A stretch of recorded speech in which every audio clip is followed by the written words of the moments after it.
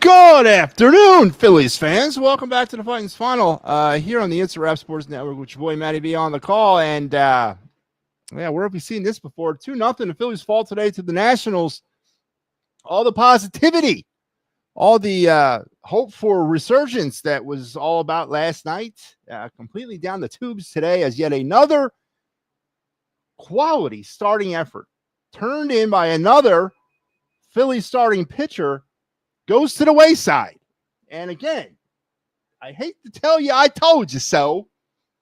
And I guess I can't really at this point, but it's looking more and more every day like I told you so. I've been banging the offensive drum for months. Doesn't matter what this team did with their bullpen. It doesn't matter what this team did at the trade deadline with starting pitching, which of course they didn't do anything. It had nothing to do with it. It has to be done and will have to be done about the offense. Plain and simple. And this offense, on paper and in the bank, is one of the best. But for some odd reason, once again, they cannot gel together on the field of play. And they fall 2-0. 0 for 7. 0 for 7 in RISP. RISP. That tattooed across my forehead. 0 for 7 with runners in scoring position today. Phillies fall. Just putrid, man. A fast game, too, boy. Man, I think it was moving. Less than 3 hours, but not even 2.5 hours, maybe? 2 hours, 15 minutes? 2-0. And now have the chance for a measly, putrid series split against the Nationals tomorrow, which God help them if they don't. God help the fan base. God help the homers if they don't split, at least with the Washington Nationals. It's great to be back with you here on the program. My summer is complete, by the way, for those of you that care or are interested in my personal life or professional life, I guess. I am done. I am back in the seat on a more of a regular basis. It's not necessarily going to affect this show because I have a lot of help here, and I still was able to kind of do a lot of these shows, even though with my schedule. But it definitely is going to help with the final word with my show that I air weekly or daily. I don't even remember the frequency of it. I will be back on Sunday night with the final word, and it should be for 5 days, and 5 days for the foreseeable future going forward because my schedule, at least for now, has lightened up immensely. And that's good news. It was a long summer where I was. Hot.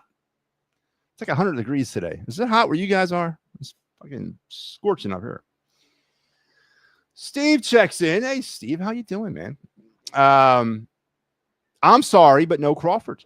No chance. There is nothing left to see anymore. Long road trip, short road trip, long homestand. The movie is the movie offensively. Yeah, I mean, I'm not going to sit here and tell you Justin Crawford is the cure to all this. Obviously, we don't know that, but that's probably part of the problem is we don't know that.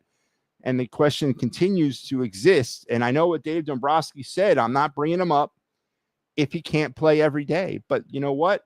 In what scenario currently existing on this ball club do you see a scenario where he hasn't at least earned the opportunity based on his pedigree in terms of the draft status where he was taken, and not his father? I could care less where he comes from, but where he was taken in the draft, the investment that they made on him, and the fact that he's hitting about 350 down in AAA. Where does that opportunity not present itself for him to play every day until proven otherwise?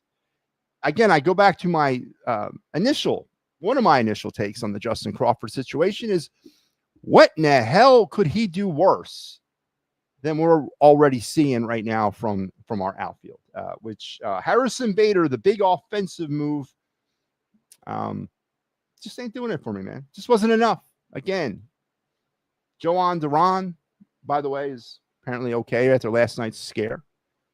But we didn't see him today because you're not going to see him in a game where they cannot score any runs because you don't need anyone to save a game that you're not in line to win. And yes, a closer is a critical piece in a World Series champion. Absolutely. But so is a capable offense. And the Phillies don't have that right now. They have a lot of bells and whistles and pretty little glitter offense that, when it works, it's beautiful. But unfortunately, it just doesn't work that often. And again, and I'm going to get to Taijuan Walker momentarily. It's very frustrating as we get deeper into this. The dog days of summer are here. Every game now counts, and you're playing a team that's in the basement of your division, and you should be able to take at least 3 or 4 from them. And I I don't know. Am I going out too much on the ledge to say that the Phillies should at least take 3 out of 4 from this team, and if not, sweep them? But now we're in a position to hopefully get a series sweep tomorrow. But yes, the movie is the movie offensively. It is. And I don't think Steve believes that Crawford's going to come up here. And again, I use this phrase a lot, change the DNA of this offense. He's not, but he could be a possible piece. I don't know, to try to move somebody along or put somebody else in. I guess one side of the coin can say he'd just be another runner left in scoring position, unless he's going to start stealing home, which, hey, I'm okay with at this point. But something's got to be done. But where are the homers at today? Where are the homers? I want to hear you homers out there that tell me this offense is capable. Because you know why I call you homers out specifically? Is because only a homer will tell you that the offense is capable of winning a World Series. Anybody who watches this team for more than a week, at any point this season, now 10 days, I'll give 10 days, can tell you what they see with their own eyes. This offense is a lot of flash and glitter, but no substance. So the only ones out there who are still relatively holding on to the dream that this team is a World Series contender, offensively, mind you, are the homers, the ones who don't want to admit what they see with their own eyes. And that's frustrating too. That's very frustrating because this fan base should be in upper revolt right now.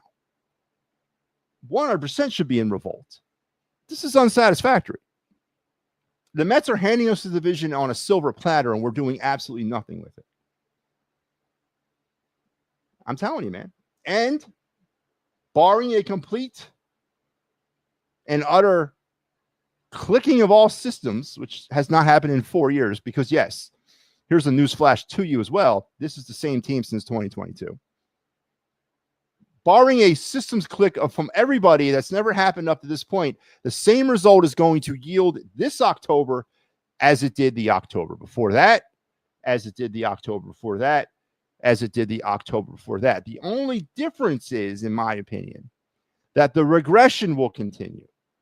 If the Phillies continue to not offensively be capable, they're going to find themselves out of first place into the wild card, and then that would complete the regression because they would get bounced in the wild card, which would then be regression complete. Next step is out of the playoffs completely. So I'm telling you, man, where are the homers today? I want to hear from you, homers. Come on. Stop hiding. I know you're listening. I know you listen. Shake your head at me. Wave your finger at me. Come on. Stop being the cowards that homers usually are. And come on and let's go. Let's step out into the light together, shall we? Because I want to hear from you. Oh man, thoughts on the early game next week? Thoughts on the early game? We're talking about the game tomorrow, like at 11 o'clock. I don't know why they're doing it. Kind of reminds me of my youth umpiring days. So yeah, tomorrow. I think Joe's referring to this game. Tomorrow, the Phillies and the Nationals will kick it all off at 11:35 tomorrow morning. Aaron Nola will return to the lineup, and he'll be opposed by Michael Parker. So that could be an interesting game. This could be very interesting. Very interesting because now we're going back to Nola, of course, coming off of a lengthy stay on the IL that we really never got the reason why he was there. I heard ribs, I heard ankle issues, but I never quite heard what the actual issue was. Maybe I just didn't listen to it, or maybe I missed it, but he's coming back from the 60-day IL tomorrow to make his return. Phillies expanded their rotation out to 6 people in order to accommodate him. So I guess they're not going to carry one less bat. So who's going down today? Somebody else. Who's getting sent down? Is it Weston Wilson? Is Weston Wilson going down to accommodate Aaron Nola? We'll have to wait and see, I guess. But I guess, is that what you mean, Joe? The game tomorrow, 11:30? I mean, it is what it is. Yes, he does. He means the game tomorrow. Whatever. It's kind of early. But, you got to look at it in a positive way. Frees up you for the rest of your day. What, 12:30, 1:30? 2 o'clock, the game's over. You can kind of go off and do what you want. Yeah. I don't know. I don't really have that much. Tired of seeing these starters take it in the rump. Yes, and that's a perfect segue, Steve, to the performance today by Taijuan Walker, who continues to mystify and amaze. Just when you think you can shovel dirt over his face, he comes back with yet another quality start. And, of course, he's rewarded with that quality start with no offensive support. 6.5 today for Taijuan, 6 hits, 2 runs. They were earned. He walked 2 and he struck out 3. Not $18 million a year worth. But, from where he was, I'll take it. 94 pitches through those 6.5. Again, that's not necessarily something I want to put on my resume, but from where Taijuan Walker was to where he is now, I'll take it, man. And when you get a gift like this from a Taijuan Walker who has no business at all pitching quality starts, and he's been doing it lately, and yet you once again reward that quality start by not providing any offensive support, it's sort of a kick in the junk to him too, How can we sit here and yell at Taijuan Walker when he got no offensive support today? Romano and Lazar also pitched for the Phillies today in a losing effort. Nobody gave up any runs as the Phillies fell 2-0. Cavalli, 7 innings, 7 hits, 5 strikeouts. He's now 1-0. Was today his major league debut? I didn't really pay attention. 90 pitches through 7 innings. That's sort of what the norm is these days, and his ERA is at 2.20. So was this his first start ever? And Ferrer came in for the save, his second. So, but it's an interesting point that Steve makes. Again, going back to my point that the upgrades at the trade deadline, though significant for a closer, which I agree we needed to have one, shouldn't have been the only thing that they put their eggs in the basket. I was concerned about that. I was concerned that they went ahead and they threw all the Easter eggs into the closer basket and said, you know what, we'll pick up Harrison Bader too. I wasn't okay with that. When you have teams like the Reds, who upgraded with Hayes from the Pirates and Andujar from the A's. So that's the kind of offensive upgrade I was looking for. Not Harrison Bader. I'm not saying Harrison Bader is a bad piece. He's not. He's fine.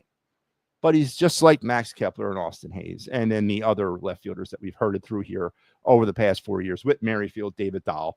The list goes on. Jake Cave. I can continue on and on. They're all pretty much the same player. Just like this is the same team for the last 4 years. I was looking for a significant offensive upgrade. A DNA-changing offensive upgrade. That didn't come. And then the question now, once this does end, and again, I pretext all this by saying I want to win, and I hope they can pull it out. But come on, man. Even if I tried to be a 1% homer, I still couldn't talk myself into this offense winning a World Series. And I don't know how homers do it. I know most of them are window lickers and slobbering homers, and they don't know any better, and that's cool. But I don't know how you do it. How do you look yourself in the mirror in the morning, man, and say this team could win a World Series with this offense? I'm mystified by that. I really am. But I am concerned, and you should be too. And yeah, another starting pitcher with another quality effort gets rewarded. Nay. Joe Hale's in the house. What's up? Emporium special this week, only at the front of the store. It's a long road trip. Bring it up, man. Yeah, well, listen, I know it doesn't have the same vim or vigor when it doesn't come from the homers here. Allie didn't say it, or Mike didn't say it. Maybe they're going to say it tomorrow. I got to give them credit. I should give them. I should have not said anything. Because they're going to be on the PNM and the AM tomorrow morning, and sorry about that. And maybe they'll actually bring that up, Steve. But as Steve's request, and again, this is a show for the public, and I have to give the public for what they want. And let's do it. Let's bring it up. So, new for our end of summer sale here at Big Al's Excuse Emporium. There it is. We are offering.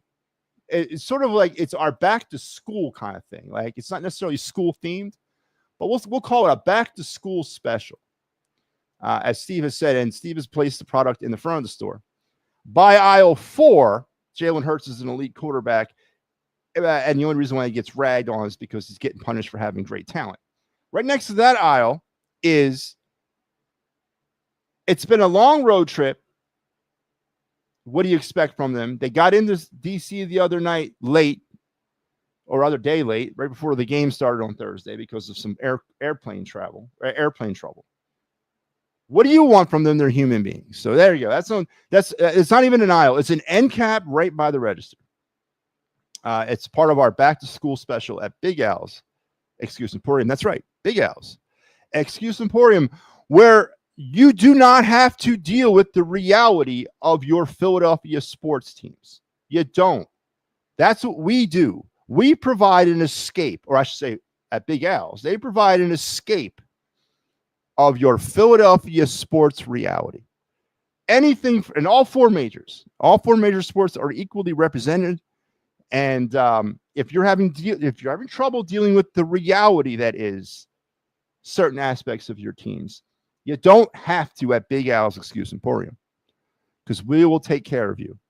Bring the kids, mention Matty B's name at checkout, and receive 25% off of all your purchase. So make sure you're paying the good folks down there at Big Al's Excuse Emporium a visit. So there you go, Steve. That was just for you. As I said, the people asked for it. I got to deliver. Oh, man.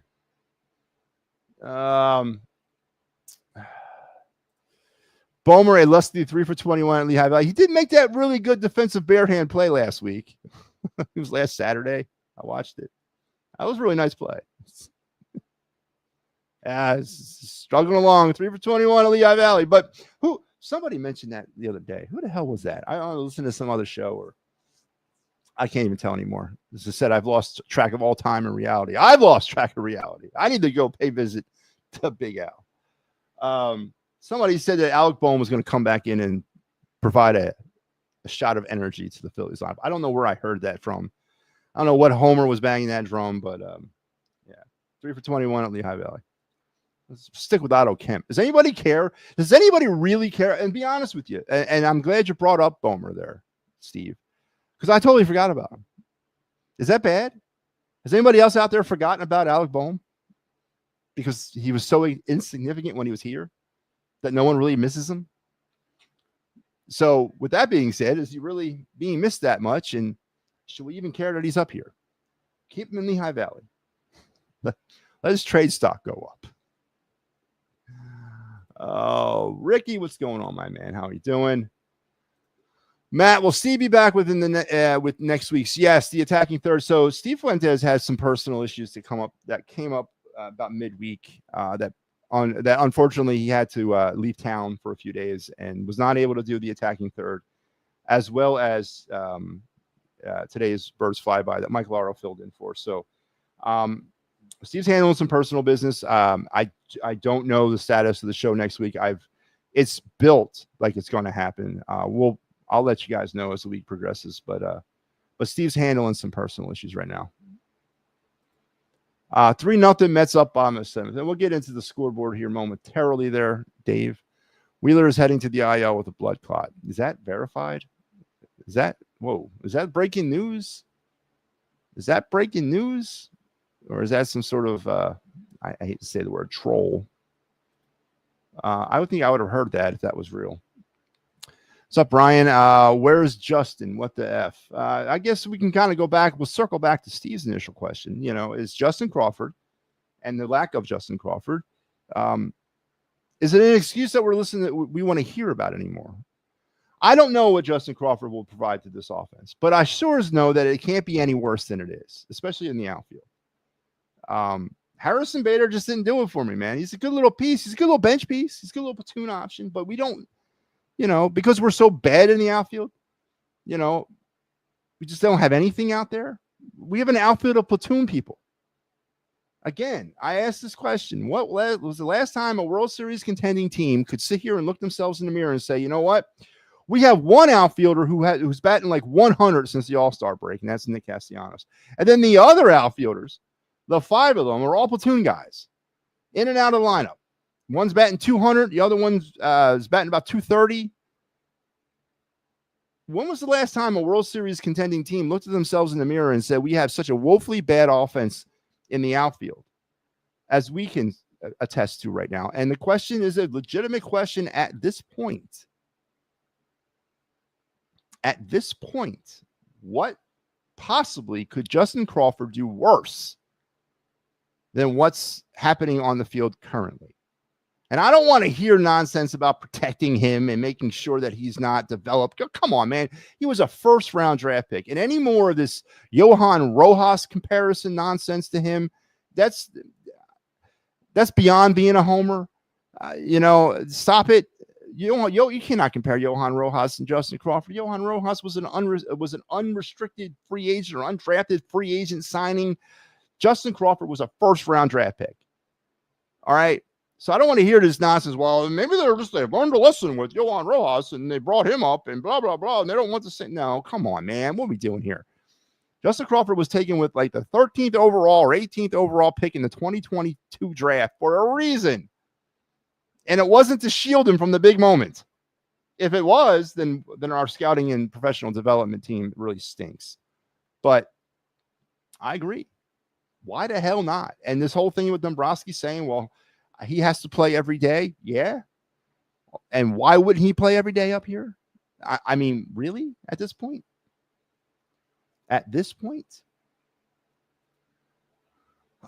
So Mickey Delaney jumping on this. So yes, a blood clot. So Zach Wheeler is onto the IL with a blood clot. Wow. Breaking news here. Thanks a lot, guys. Now, does that change some things? So obviously, the 6-man rotation is back down to 5.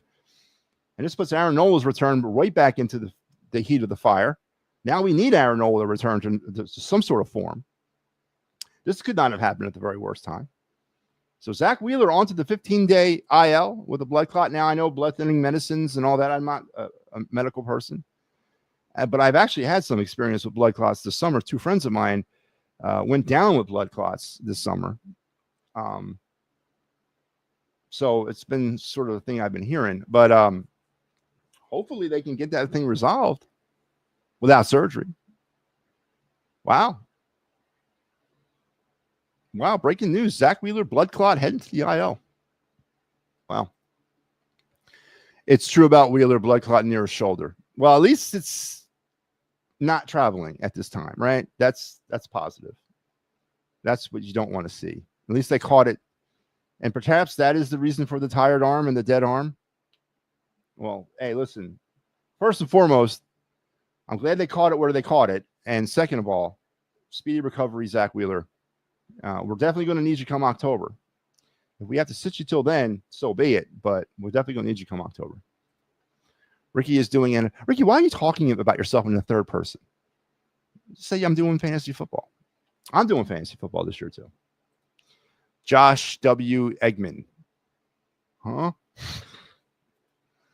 And Dave Dombrowski told, okay, so it's verified.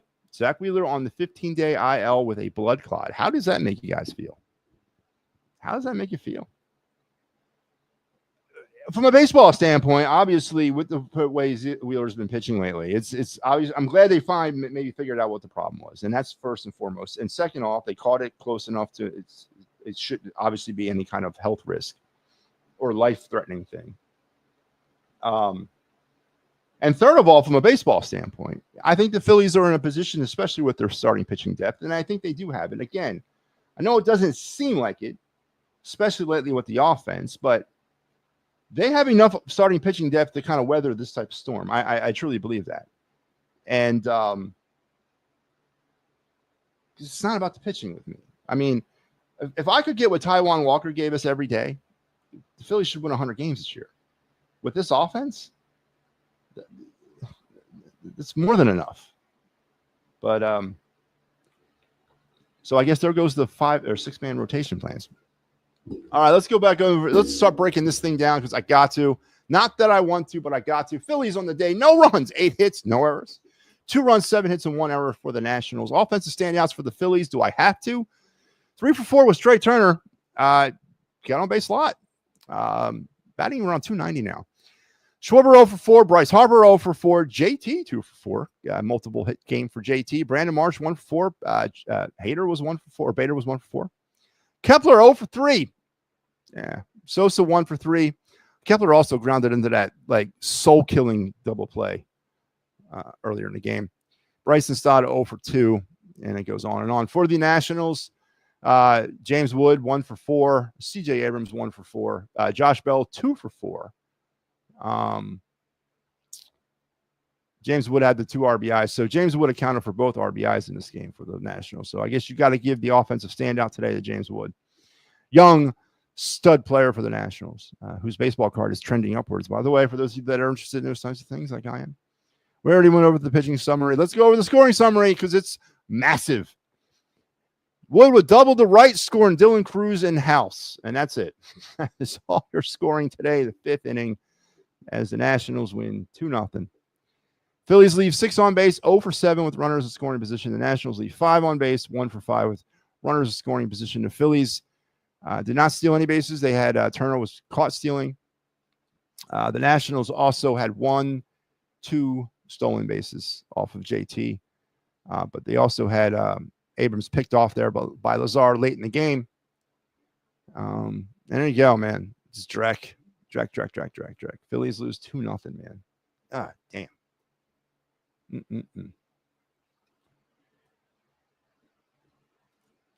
Great. Now I wonder what will it. As I said, Steve, I honestly believe that if there's a team out there that can kind of weather this, it's the Phillies with their pitching.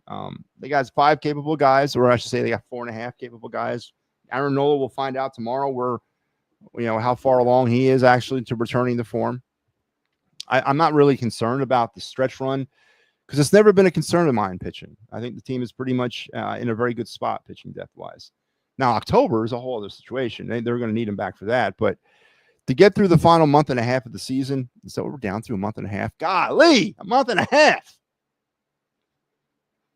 To get through the last month and a half of the season, I think the Phillies have enough pitching, and they're in a position to make the postseason. Now, again, I'm not going to – I would have told you this 3 weeks ago. Actually, I don't think I ever said this, but the division with the way the Mets are playing is theirs to lose. Let's face it. It's the Phillies to lose. Now, whether or not they lose it or not is totally up to the Phillies. But I still think they have enough pitching, even with Wheeler on the shelf, to weather the storm. I just hope Wheeler can come back in October or by October. Do they call up Painter? Not unless they want to. No, they don't. Andrew Painter's not ready. They don't. Let's go with the 5 for now. Nola, Walker, Luzardo, Suarez, and Sanchez. Let's go with them 5 for a while. Again, there's 5 capable guys right there. But as I've been saying all this show and beyond shows that I've been talking about lately, it's never about the pitching, man. It's about the damn offense. This offense needs to step it up, man. They need to actually start. I'm so tired of wishing for this because it's been for years. But they got to figure out the offense because I still think they got the pitching. Shame we have to redodge a bullet on Duran, but we get hit with Wheeler. Yeah, but again, a blood clot in the shoulder, severe, yes, but not life-threatening, obviously. And hopefully, blood thinning medicine and other procedures can clear it up without having to get it removed surgically. And I would imagine a surgical operation to remove a blood clot is probably not that severe. I mean, yeah, it's significant. It's not season-ending though. That explains the big dip. Yeah, possibly. And that's a positive, too, that we now might have gotten to the root of the problem. And we can get Zach Wheeler back. All right, let's get over to the Broad Street bottom line here on the program this afternoon.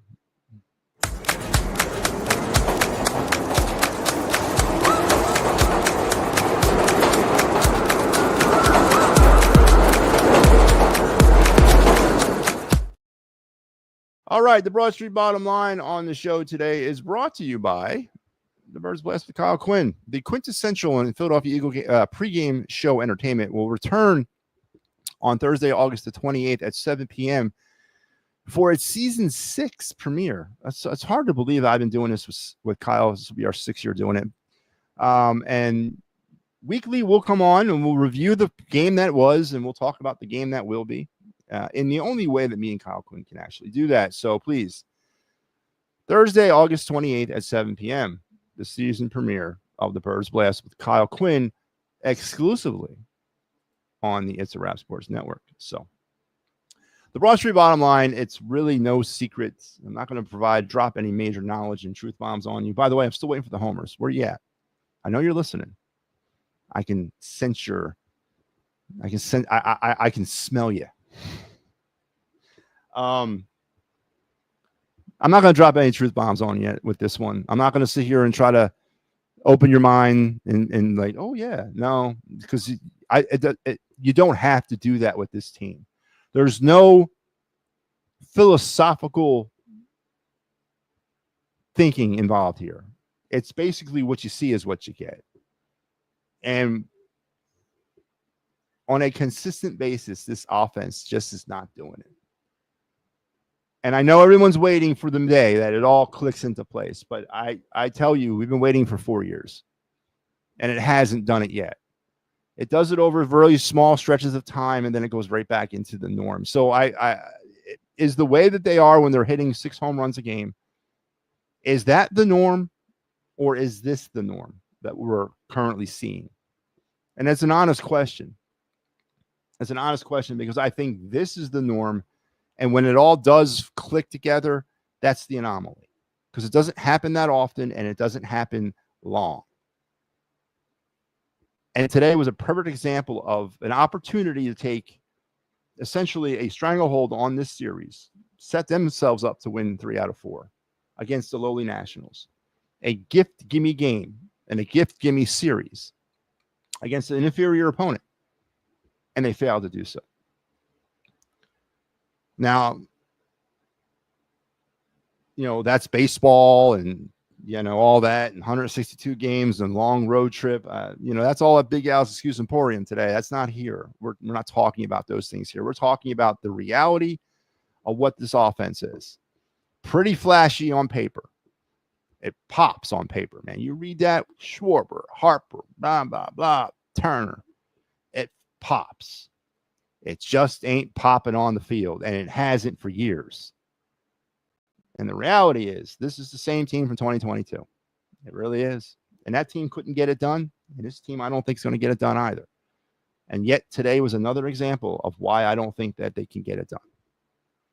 Postseason, absolutely. I will bet my house on that.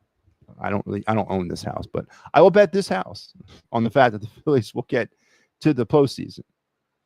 But there's not a snowball's chance in hell they're winning a World Series this year with the way this offense is currently built. And there's no way they're going to change that between now and October. So Broad Street Bottom Line, again, more of a holistical outward look, not necessarily internalized to this game, is just this offense once again underperforms. Or maybe it doesn't underperform. Maybe it performs to what it's capable of. I guess I don't know. But it's all about the offense to me, folks, and it just ain't getting it done. And that was your Broad Street Bottom Line. Oh, man. I got shirts designed, made, finished the story. That's actually not bad. I had it made since last year. Okay. I hope that you don't have to get them. I hope you don't have to completely every year, run those things out. But that's not a bad way to look at it. Finish the story. Now that we do not have Zach Wheeler, now what do we do? I just kind of went over it a little bit. I think that if you look at this, I said call it Painter. I disagree. Painter's not ready. Painter is not ready. And I don't think, even without Zach Wheeler, and we're talking, and I'm not looking at Zach Wheeler not being here till November. I'm looking at potentially the rest of this regular season, okay? Maybe a month, maybe 3 weeks. I think there's enough depth in the starting pitching as is to keep the team going pitching wise. If you look at the pitching, they're averaging like 10 strikeouts a game. They're doing their job. They're just not getting picked up offensively. There's enough pitching depth on this team right now to weather the Zach Wheeler storm for the remainder of the regular season. For the remainder of again, all bets are off come the postseason. We need Zach Wheeler for that. But to get from where we got to get from now until October, I think it's fine. I don't think there's any shakeup along the starting rotation that you need to do. And it's sure as hell, it ain't Andrew Painter. What has Andrew Painter done to give confidence in anyone that he's ready for the MLB stage? He's getting his ass handed to him down there in AAA. So Andrew Painter's day will come. It just ain't today. I don't think there's anything you need to do with the starting pitching. I think there's enough there right now. Now, is it the best situation when you got Nola coming back from being gone for 3/4 of the season? Suarez going through his second half struggles. Luzardo, you don't know what you're going to get with him on the night basis. You pray to God, Taijuan Walker, and then the fact that you now you got to rely on Taijuan Walker to go out there every fifth day, at least for the foreseeable future, is not a great place to be either. I get that. And then you throw in the one potential stalwart there in Chris Sanchez. I mean, if you say it like that, yeah, it's a little sketchy. But still, with all those issues, with all those guys I just mentioned, they're still a capable staff. They're just not getting picked up offensively. They're just not getting picked up offensively. They can do the job. They can average 3 to 4 runs a game. They're just not getting picked up offensively. I think the starting pitching will be fine to weather the storm with Zach Wheeler gone for the next, we'll call it a month and a half, if we have to go that far. But yeah, they need him for the playoffs, 100%. If they don't have him for the playoffs, it's going to be a shorter trip in the playoffs than I expected too. If they get hot, they can beat anyone because of the pitching. I agree. Yep, Steven Garrison, Painter needs a chance this year, and he would be ashamed to have him down. What guys talk, man? What the hell are you guys talking about? Somebody give me the Andrew Painter numbers. Matter of fact, I'll give them to you. Let's go. Andrew Painter. Let's look up Andrew Painter's numbers in the minor leagues this week or this week. Andrew Painter. There we go. Let's bring it up. So far in 2025, Andrew Painter with the Lehigh Valley Iron Pigs. I'm not going back down to his beginning when he was down in Clearwater and working his way up. I'm not going to do that. But so far in 2025, he's 3-7 with a 5.24 ERA. 29 games appeared, 20 started, 87.2 innings pitched, 89 strikeouts, and his whip is 1.41. He's got a 5.24 ERA in AAA. What about that tells you he's ready for the major leagues? Andrew Painter, leave him alone. Let him finish out the season in AAA. And then when we start this thing all over again in February, yeah, absolutely. He's coming to camp and he's going to have a roster spot to win. But to sit here and say Andrew Painter's, no, man, they're not doing that. It's ridiculous. Come on, man. Come on, man. Mets win 3-1. All right, so the Mets won. So they've picked up a game on the Phillies. Maybe working on things. Yeah, but you don't work on things at the major league level. Yeah, maybe when Painter is 30, we can bring him up. If the ZRA is less than 5.24, yes. They aren't good. Maybe he's working on things. Yeah, he's working on being a professional baseball pitcher. Of course he's working on things. He's also working his way back from freaking Tommy John surgery. We forgot about that. Phillies fan, the Mets just won now. Yeah. So the Mets won. They picked up the game. Let's go. I guess nice little segue. I appreciate that, guys. Let's take a little walk around the bases.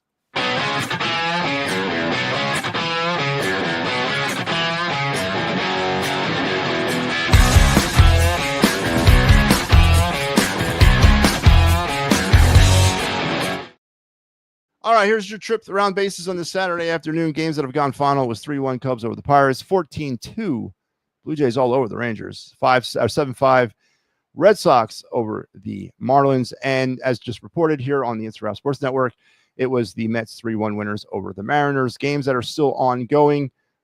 There's nothing ongoing. Games that are scheduled for later tonight. Sorry. Braves at Cleveland.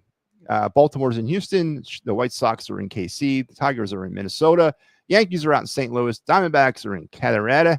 It is the Rays in San Francisco against the Giants, and the Padres out in LA against the Dodgers, and the Angels taking the trip to Sacramento to battle the A's. And that is your round the bases report here on this Saturday afternoon. Quick peek at the standings as they are right now. In the American League, the Blue Jays still have a 5.5 game lead over the Red Sox, and the sinking like a stone Yankees are 7 back. Out in the Central, it is Detroit pretty much running away with that division, 7.5 up on the Guardians. Out in the West, it's the Mariners just a half game back of the Houston Astros. Of course, Houston hasn't played yet today, so we'll see how that goes. In the NL East, the Phillies now 5.5 games ahead of the Mets with the result of the Mets win and the Phillies lost. In the Central, the Brewers 8.5 up on the Cubs. The Dodgers are tied now with the Padres for the lead in the West. Your wild card standings on this Saturday afternoon: Boston, Seattle, and the Yankees are technically the wild cards in the American League, with Cleveland just a game and a half out, Kansas City 4 games, Texas 5, and Tampa 5.5. In the National League, it's San Diego, Chicago, and the Mets, with the Reds a game off the pace, and the Cardinals, they were sellers, so they're 4 off the pace. And there you go.